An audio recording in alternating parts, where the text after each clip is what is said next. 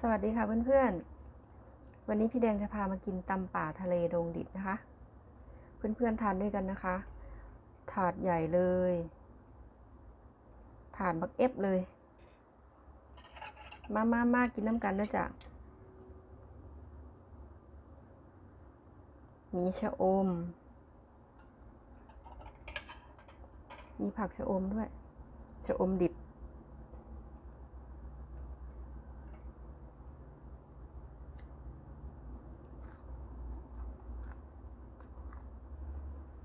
มีขนมจีนด้วยกระหล่ำแล้วก็ผักชีฝรั่งผักชีใบเลื่อยผักหอมเปรย์บานเฮาวันนี้หิวจัด11 โมงแล้วเพิ่งจะได้กินข้าวเช้า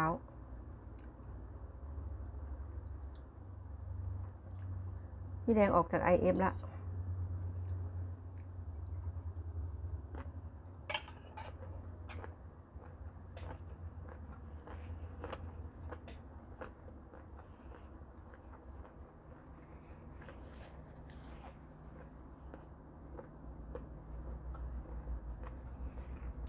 ครับ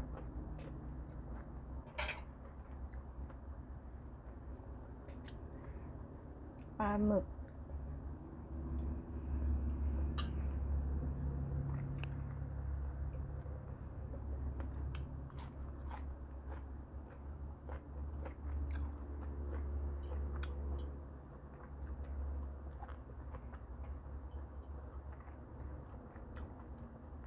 พี่แดงชอบกินผักชะอมมากกินแล้วก็ติดปากเนาะ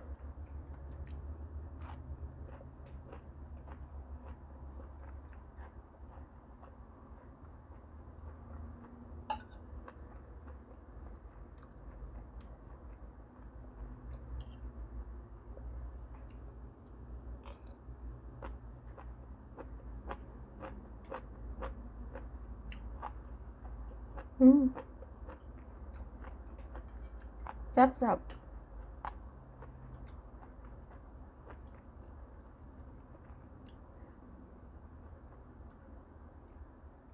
กุ้ง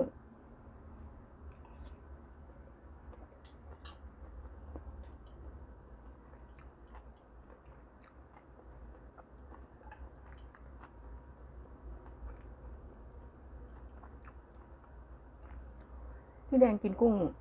สดไม่เป็นนะเพื่อนๆกุ้งแช่น้ำปลาอะไรอย่างนี้กินไม่เป็น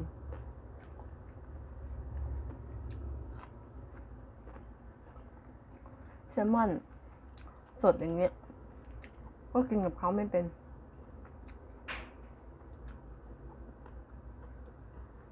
เคยลองแล้วมันกินไม่ได้เห็นเขากินก็น่าอร่อยนะ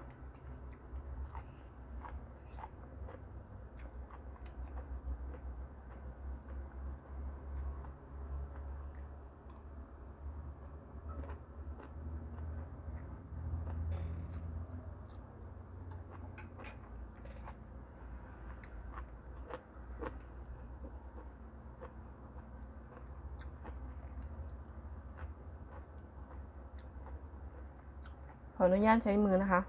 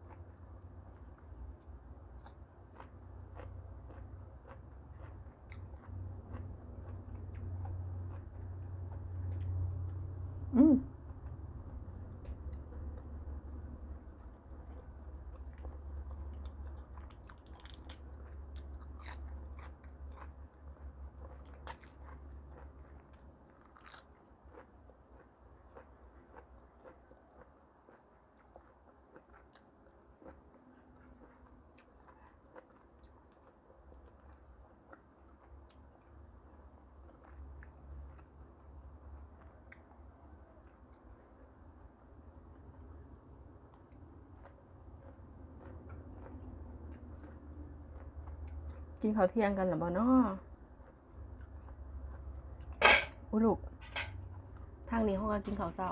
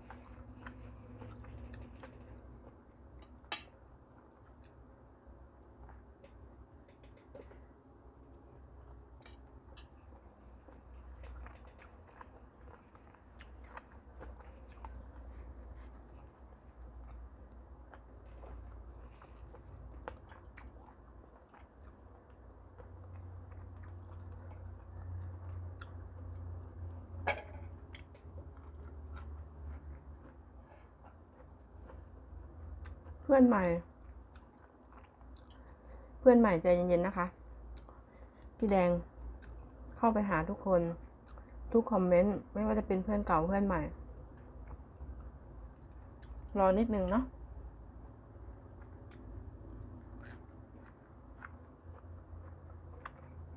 ตอบทุกคอมเมนต์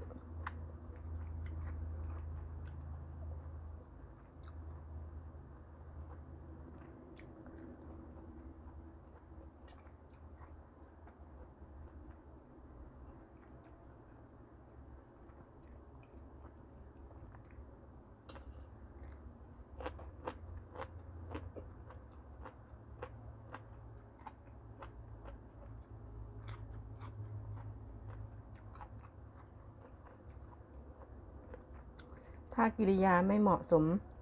ขอโทษเพื่อนๆด้วยนะคะ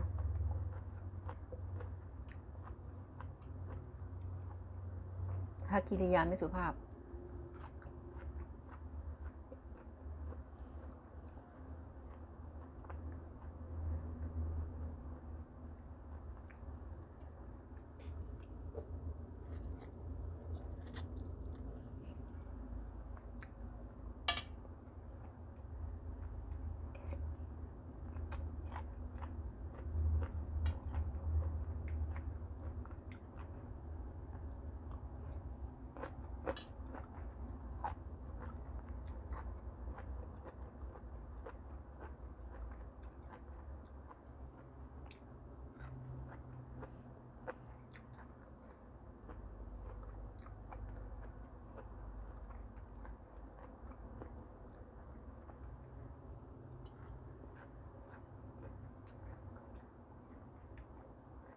แซ่บพี่น้อง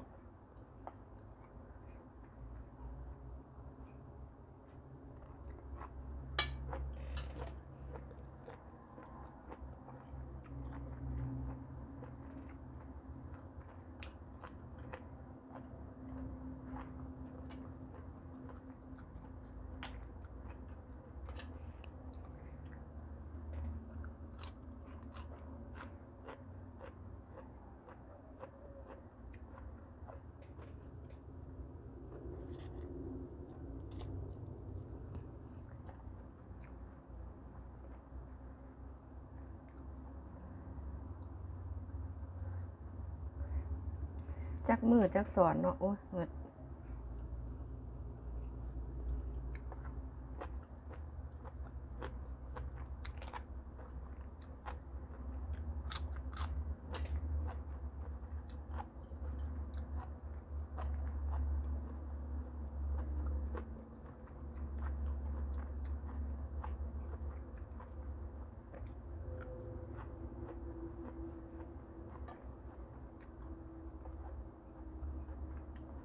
มะเขือเทศ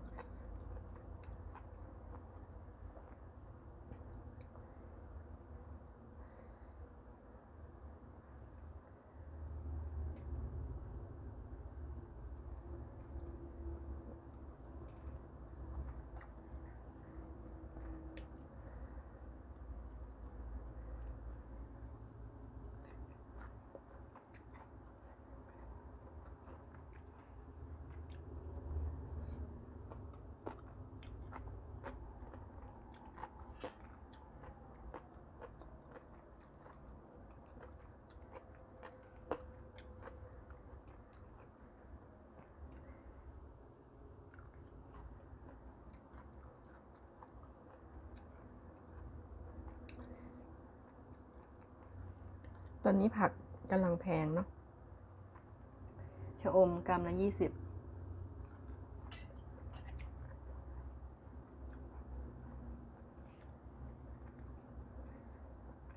มะเขือเทศ 4 ลูก 10 บาท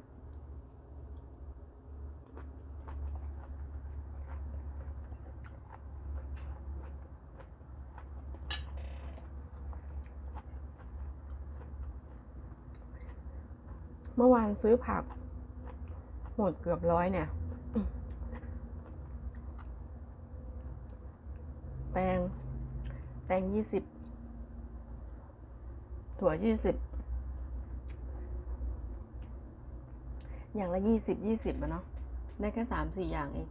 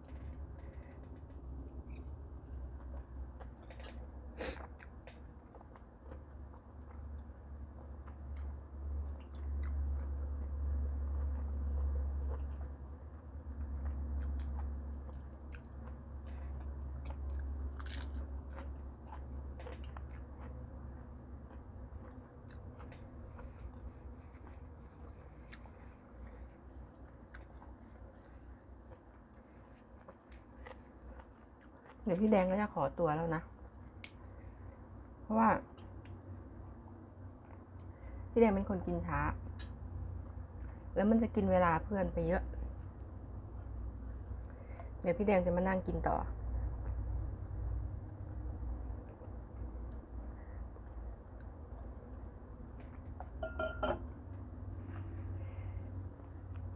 ขอบคุณเพื่อนๆทุกคนนะคะ ไม่ว่าจะเป็นเพื่อนเก่าเพื่อนใหม่เนาะ ที่ส่งกำลังใจมาให้ ที่แบบว่าเข้ามารับชมคลิปของพี่แดงอะไรอย่างนี้ พี่แดงอาจจะไปช้าหน่อย ก็ต้องขอโทษด้วยนะคะ แต่พี่แดงตอบทุกคอมเมนต์แล้วก็ไปหาทุกคนนะคะ